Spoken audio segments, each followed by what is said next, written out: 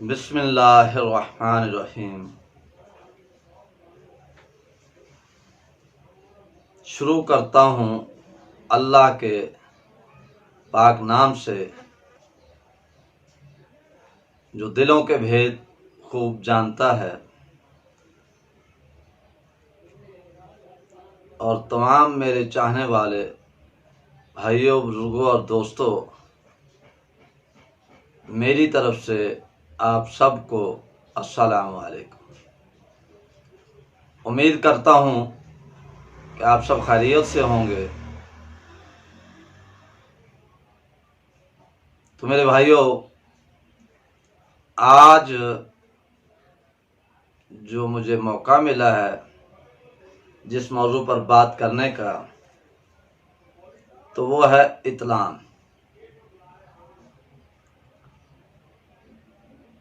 इत्लाम इंसान को रात को सोते हुए ख्वाब में मादा तौलीद का खारिज होना,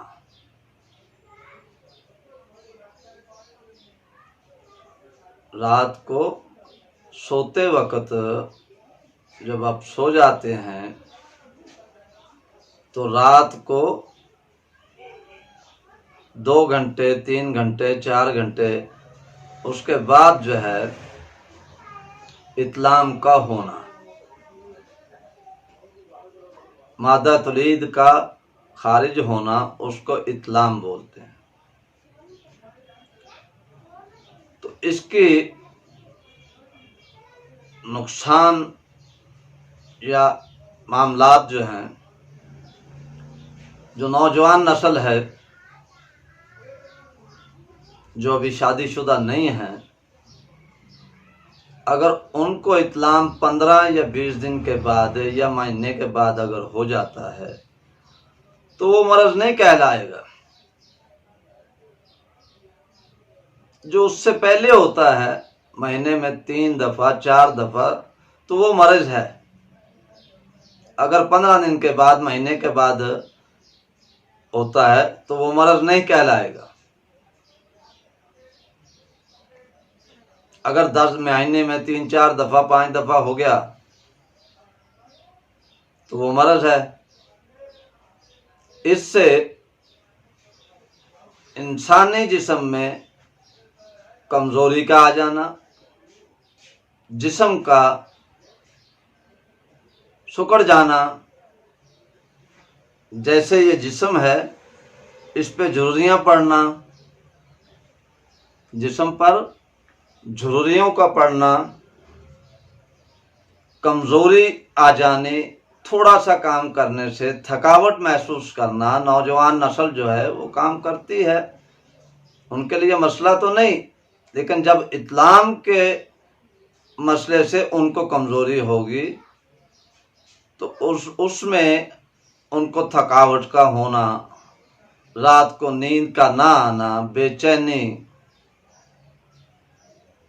और सर का दर्द होना, काम पे दिल ना करना, थकावट, पिंडियों में दर्द, थोड़ी देर अगर पांव भर बैठेंगे तो ये आसाब जो हैं इनमें खिंचावट, ये सारी चीजें इत्लाम की वजह से होंगी। और आगे ये मर्ज बढ़ती जाएगी, जो जो मर्ज बढ़ती जाएगी तो बच्चे, नौजवान ये कमजोरी की तरफ जाए। तो शादी होने से पहले इस चीज को कवर कर लिया जाए किसी हकीम से, और मैं इंशाअल्लाह आपको नुस्खा भी बताऊंगा कि जिससे आपको ये कमजोरी हो रही है,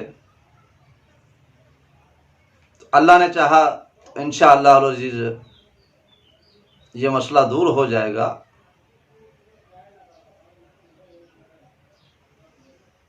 और दूसरी बात, इसकी नुकसानात जो हैं वो मैंने आपको बता दिए हैं। और इससे बचने के लिए जो तदाबीर हैं वो भी मैं आपके सामने अर्ज करता हूँ। एक तो आपने मैदा जो है, मैदे का ख्याल करना है कि मैदे को ज्यादा ग़िज़ा नहीं देनी। अगर आपको 2 रोटी की भूख है तो आप उसमें से 1.5 रोटी इस्तेमाल कर लें। अगर आप शुरू में खाने से पहले पानी का गिलास पी लेते हैं, खाना खाते वक्त दरमियान में पानी पी लेना, और जो है बाद में आप पानी इस्तेमाल ना करें, तकरीबन घंटा 1.5 घंटा ठहर के फिर आप पानी इस्तेमाल कर लें, तो इससे मैदा भी इंशाल्लाह सही होगा। और आपको जो मैं मर्ज़ के बारे में बता रहा हूँ कि इत्लाम वो भी नहीं होगा। और दूसरी बात, आपने खाना खा के सोना नहीं, ये भी तदाबीर में से है। मैं आपको बता रहा हूँ कि आप इंशाअल्लाह इससे भी मर्ज़ सही हो सकती है। अगर ज़्यादा बिगड़ा हुआ है तो फिर आपको दवाई भी करनी पड़ेगी। तो मैं आपको इंशाअल्लाह नुस्खा भी बताऊंगा। और तीसरी चीज़ ये है कि आम नौजवान नस्ल जो है मोबाइल पे वीडियोस का देखना, टीवी पर, वीसीआर पर, इन चीज़ों का ख्याल दिल में लेके सोएंगे तब भी रात को इत्लाम होएगा। और दूसरी चीज़, ज़्यादा तुर्श और देर हजम चीज़ खा के नहीं सोना।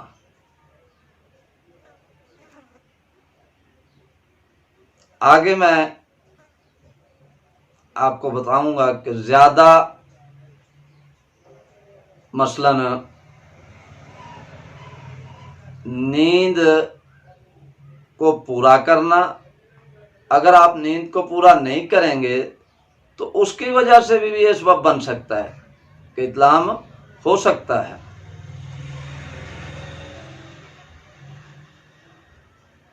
अब मैं भाइयों से गुजारिश करूंगा कि वो पेंसिल कापी पकड़ लें या अपने ज़हन नशीन कर लें, जैसे उनकी मर्ज़ी हो। नुस्खा मैं दूसरी जो है बार फिर भी बताऊंगा, 2 बार सुन के आप उसको लिख सकते हैं। तो नंबर 1 पे आपने लेनी है सालब मिश्री, दूसरी आपने लेनी है इलायची खुर्द, छोटी इलायची, नंबर 3 पे आपने लेना है सालब दाना, नंबर 4 पे आपने लेना है सालब पंजा, और नंबर 5 पे सतावर।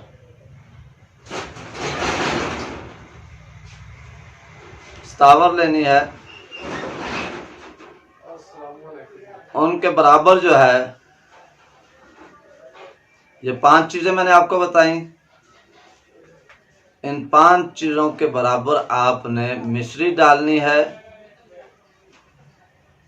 या आप चीनी भी इस्तेमाल कर सकते हैं। बराबर वजन चीनी भी इस्तेमाल कर सकते हैं। तो ये आपने खाने वाला 1 चम्मच सुबह दूध कच्चा नहीं लेना, दूध को गर्म करके उसको ठंडा कर लें, फ्रीज़र में भी ठंडा नहीं करना। वैसे सुबह का गर्म हुआ शाम को इस्तेमाल कर सकते हैं, और शाम का सुबह तकरीबन 1 चम्मच सुबह शाम खाली पेट आपने ये दवाई इस्तेमाल करनी है। अल्लाह ने चाहा, अल्लाह के फजलो करम से आपको किसी हकीम या तबीब के पास नहीं जाना पड़ेगा, और इंशाअल्लाह तकरीबन 10 दिन में आपको इसका रिजल्ट महसूस होगा। तो इसमें आपको मैं परहेज बताता चलूं कि आपने गरम तली हुई फ्राई चीज़, ज़्यादा ठंडी चीज़ और ज़्यादा चिकनाई वाली चीज़ें, पिज़्ज़ा, बर्गर, शवारमा, ये भी नुकसानदेह है, ज़्यादा बोतल भी नुकसानदेह है। तो ये चीज़ें आपने इस्तेमाल नहीं करनी।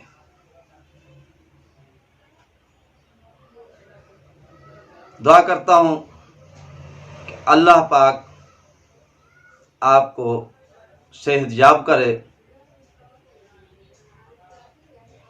मैं भी इंशाअल्लाह आपके सामने और भी नुस्खे बताऊंगा और इलाज भी बताऊंगा। और आप हज़रात से गुजारिश है कि मुझे भी दुआओं में याद रखें। इसके साथ ही आपसे इजाज़त चाहूँगा। अल्लाह हाफिज़।